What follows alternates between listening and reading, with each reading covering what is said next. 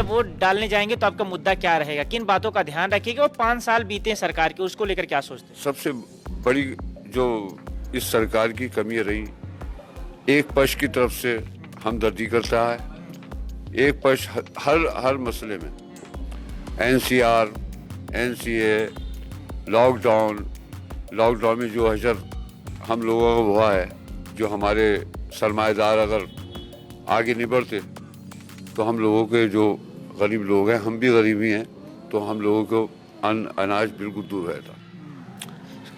लाशें आपने देखी होंगी इलाहाबाद के कुंभ के उसमें, गंगा की लाशों की बात आप जो जी जी जी जी, जी। हाँ। तो ये क्या है, मतलब सरकार के पास उन लोगों की लकड़ी तक के नहीं पैसे नहीं है, बताइए। और विकास के नाम पे पुल भी बन रहे हैं, सब कुछ हो रहा है, तो ये अच्छा नहीं। तो जैसे आपने कहा ना कि आप कांग्रेस के पार्षद हैं, क्योंकि हमने पूछा था तो हम चर्चा कर रहे हैं इसीलिए कि कांग्रेस अगर सत्ता में आती है तो क्या करेगी? कांग्रेस ने 7 प्रतिज्ञाएं कही हुई हैं और यकीनन वो प्रतिज्ञाएं जो हैं वो प्रियंका गांधी की हैं। झूठ सच वाली कांग्रेस बोलती नहीं।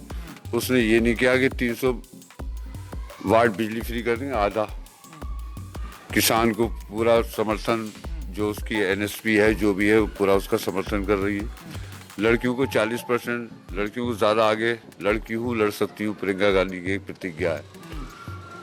सब ये प्रतिज्ञा अपने। अच्छा, ये बताइए कि पिछली बार 2017 के विधानसभा चुनाव में आप लोगों का गठबंधन समाजवादी पार्टी के साथ था, इस बार नहीं हो पाया। मलाल है आप लोगों कार्यकर्ताओं के स्तर पर? नहीं, हमारा उस टाइम भी गलत हुआ। हाँ। जब हमारी उस वक्त खाट राहुल की सभा होती थी, राहुल गांधी की, हाँ, खाट सभा उनकी चलती थी। बिल्कुल। अब देखिए हमने 403 सीटों पे चुनाव लड़ रहे हैं, तो हमारे कार्यकर्ता कहाँ रहते?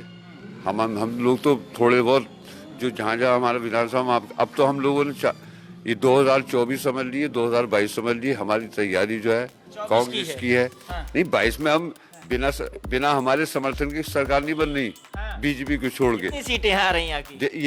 ये नहीं बता सकती, कोई नहीं बता सकता। अनुमान फिर भी चर्चा होता होगा ना कि इतने सीट हम लोग लीड 40 से ऊपर आएंगी।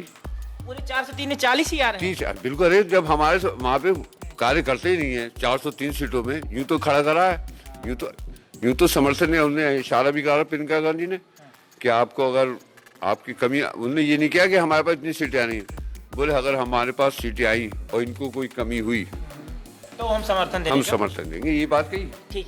लेकिन आपके यहाँ 3 बड़े नेता पार्टी छोड़ के चले गए। जितिन प्रसाद छोड़ के चले गए, आप जानते होंगे। दूसरे नेता थे पटरौना से आरपीएन सिंह, झारखंड में आपकी सरकार बनवा दिया था उन्होंने, वो छोड़कर चले गए। रायबरेली की अदिति सिंह चली गई। इमरान मसूद साहब जो कि यहाँ थे, मैंने उनका इंटरव्यू किया है, हिंदुस्तान चले, तो वो भी चले गए हैं। जी। तो इस पे आप लोगों की क्या सोच है? असल में कांग्रेस ने आज से 10 साल के अंदर आरएसएस के लोग घुस गए थे। जी। कैसे ये हाँ, तो बता रहा हूँ मैं आपको। हाँ। तो उन लोगों में अब देखिए आरएसएस कहाँ तक घुसी हुई है। आरएसएस तो समाजवादी में भी घुसी हुई है। हाँ। आपको क्या मालूम? हाँ। ये जो अब 4 इन्होंने कांग्रेस के 4 विधायक गए, उसमें 2 हिंदू थे, 2 मुसलमान थे। इमरान मसूद और वो आपके क्या नाम है यूसुफ भाई चमरौवा के, और एक थे हापुड़ के, वही क्या नाम है उनका, ठीक, कोई दिक्कत हाँ उनका नाम बोल रहा हूँ मैं। हाँ, 2 को तो टिकट मिल गया। इनको दोनों को हटा दिया। क्या बात? 2 हिंदुओं को टिकट मिल गया, 2 मुसलमान, एक को भगा दिया, वो फिर कांग्रेस में आ गया। ये वहीं के रहे, जो राष्ट्रीय स्तर के नेता था। ऐसे नहीं इमरान मसूद हमारे सामने, हम तो उनके सामने कुछ भी नहीं है, बहुत बड़े नेता हैं, राष्ट्रीय स्तर के नेता। उनको रोक दिया। देखिए आजम खान को देखें आप कहाँ पड़े। अगर सुनील दत्त था, जब संजय दत्त कब था, कांग्रेस के टिकट पे एमपी थे। ठीक। लेकिन कांग्रेस नहीं मानी, वो वहाँ पे गया उदय ठाकरे के पास। उदय ठाकरे ने छुड़वाया संजय दत्त को।